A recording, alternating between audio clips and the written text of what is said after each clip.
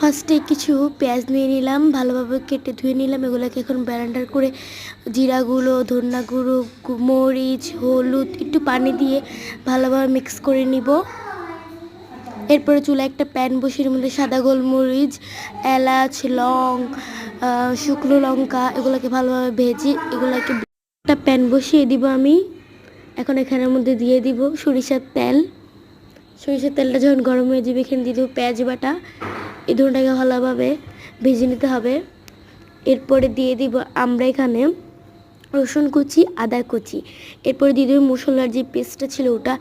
এরপরে যে ভাজা মশলাগুলো ছিল ওগুলো দিয়ে